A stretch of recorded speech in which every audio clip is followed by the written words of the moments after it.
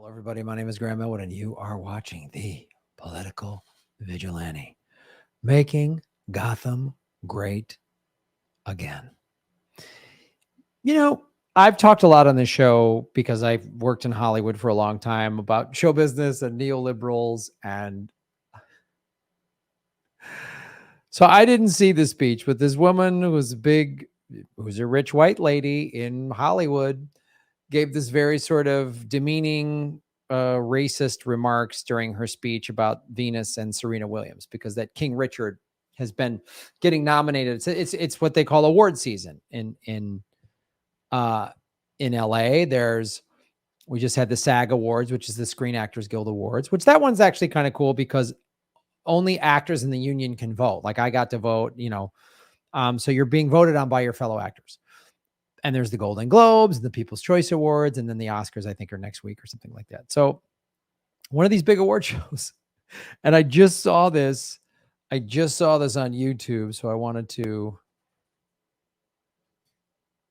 show it to you.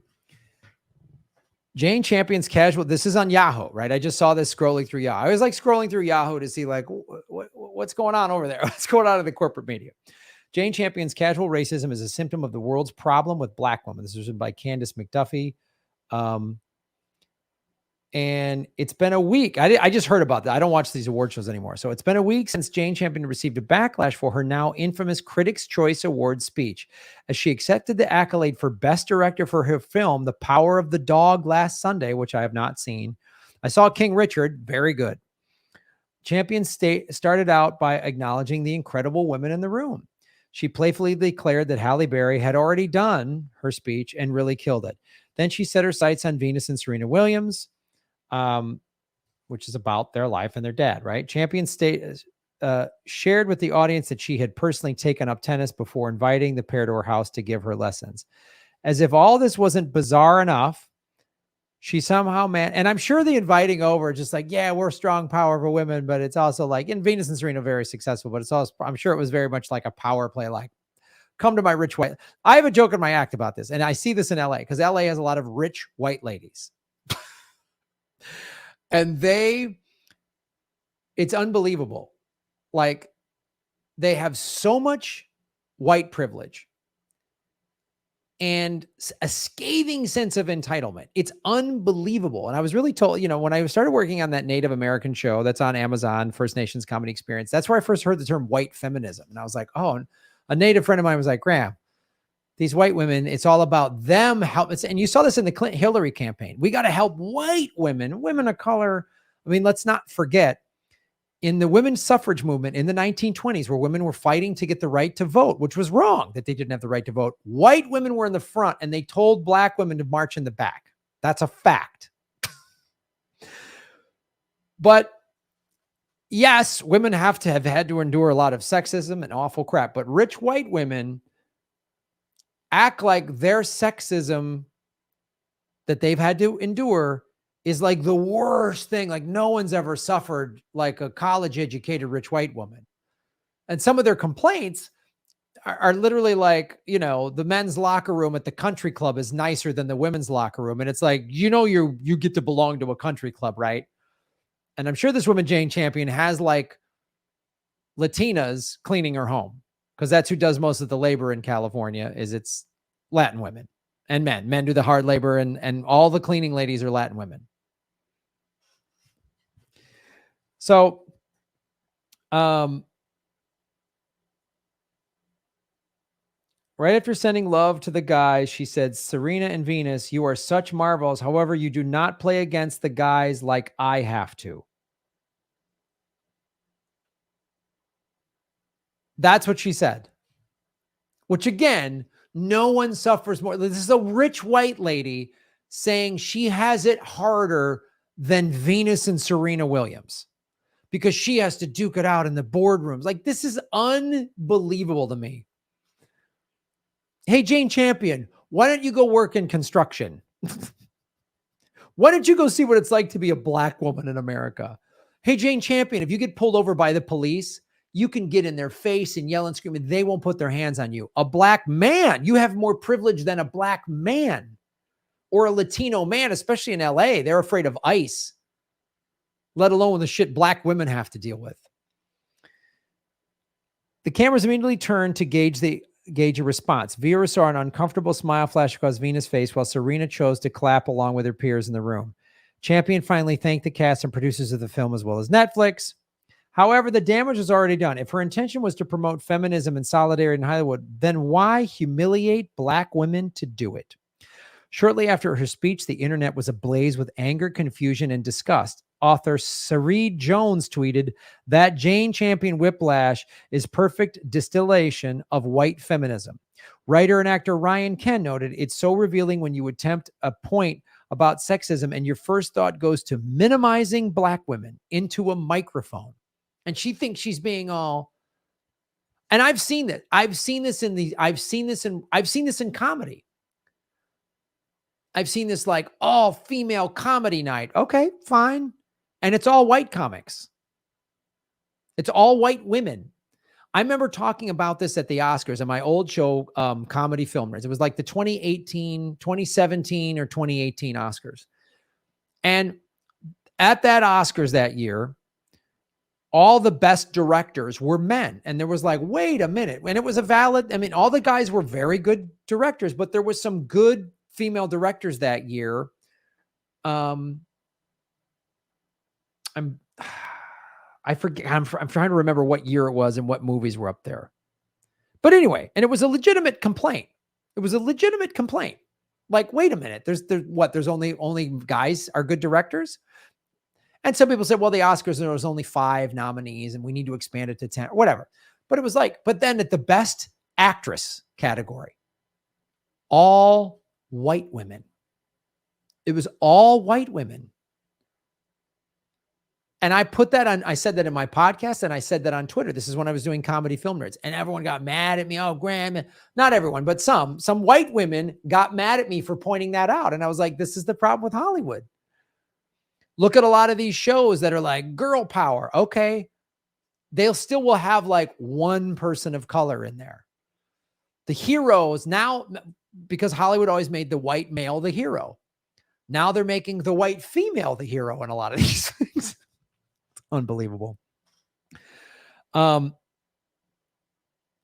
accepting an award, looking at them in their faces and smiling, this is exactly how you have to wait a few business years to clap for white women.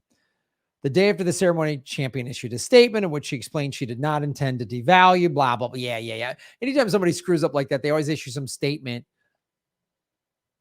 It's like when a big corporation screws up and there's always some statement about core values. Like, shut up.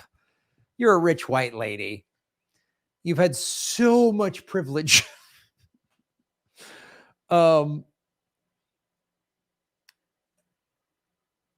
It will never erase Campion's insistence on diminishing the achievements of black women to feel important. Only a privileged white woman, the daughter of a famous theater director, of course, because nepotism, also part of systemic racism, an actress no less would find it appropriate to compare her plight to 2 black girls from Compton who've competed in the white world of tennis their whole lives. Exactly. No one struggled more than a rich white girl born into privilege. That's how she got her job, by the way, being a director. That helps. You look at Hollywood, it's all like nepotism. It's so much nepotism, right?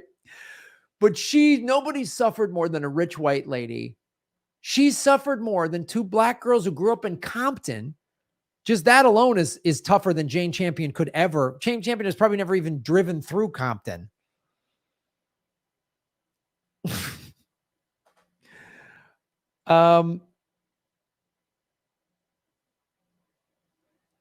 It was just another cruel reminder of the world will always punish us for just existing. So this author is a black woman.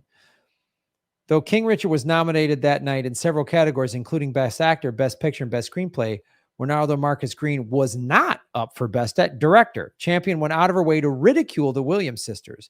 The way Serena and Venus have been treated on and off the court for decades is common knowledge. It includes everything from having their femininity attacked to racial slurs being hurled at them from hecklers during matches.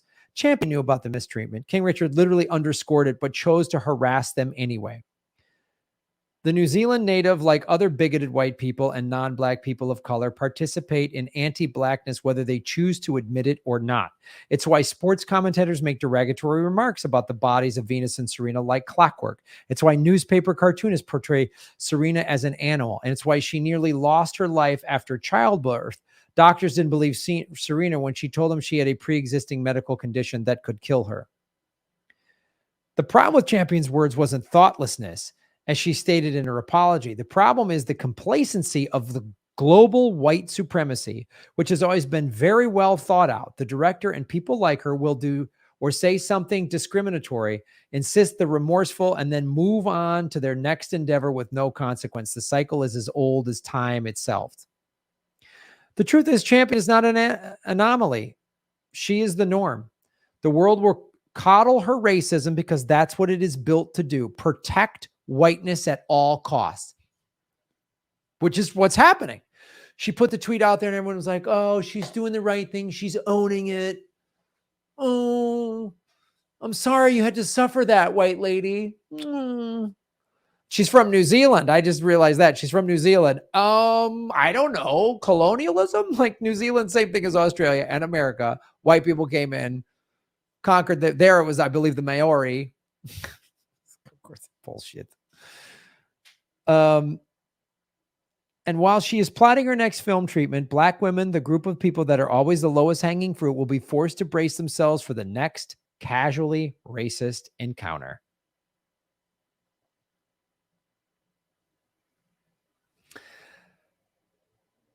I've been in Hollywood for decades and I've seen this shit.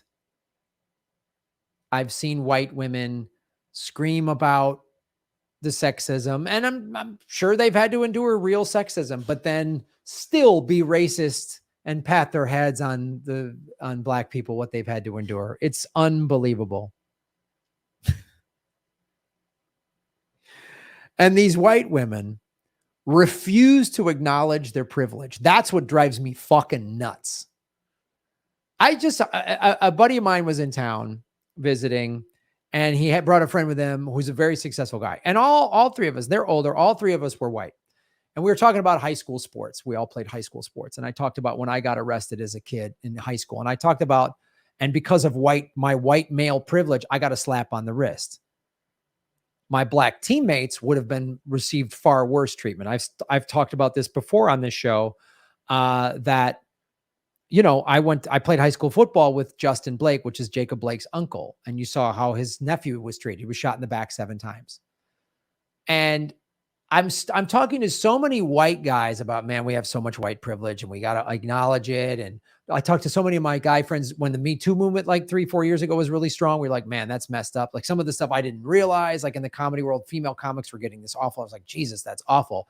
I don't see white women doing the same thing. I don't see white women going, damn, I got so much white privilege. Holy shit. Rich white ladies, I don't see them doing this. They put on this cloak of, we're fighting the patriarchy. But their thing is like, we're going to elevate white women first, and then we'll get to women of color. That was so insidious in the Hillary campaign. I'm just not saying rich white women own this shit. I see their entitlement. I see their scathing, me. Go to a yoga studio anywhere in like Hollywood, West LA, Santa Monica. See what you find. See who's there. I remember seeing 2 rich white ladies outside of my yoga studio in Santa Monica in luxury cars, like $90,000, $100,000 cars, fighting over a parking space because they're too goddamn lazy to park on the street and walk 2 blocks. God forbid you get exercise before you go get exercise. Unbelievable. Well, hats off to this author for calling them out. You know, hats off to this author for calling them out. Follow the money, connect the dots. There's a lot of money in Hollywood, and these big studios and streaming services are paying a lot of money,